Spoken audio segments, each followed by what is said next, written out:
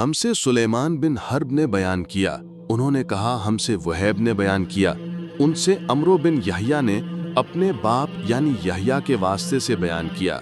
वो कहते हैं कि मेरी मौजूदगी में अमरो बिन हसन ने अब्दुल्ला बिन जैद रज़ियल्लाहु अन्हु से रसूल करीम सल्लल्लाहु अलैहि वसल्लम के वज़ू के बारे में पूछा, तो अब्दुल्ला बिन जैद रज़ियल्लाहु अन्हु ने पानी का एक तश्त मंगवाया, फिर उनके दिखाने के लिए वज़ू शुरू किया।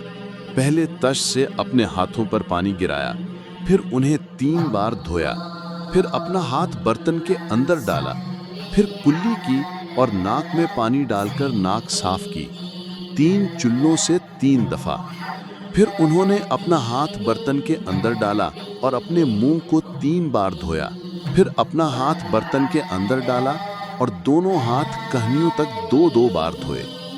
फिर सर पर मसा किया इस तरह कि पहले आगे की तरफ अपना हाथ लाए, फिर पीछे की तरफ ले गए, फिर बर्तन में अपना हाथ डाला और अपने दोनों पांव धोए।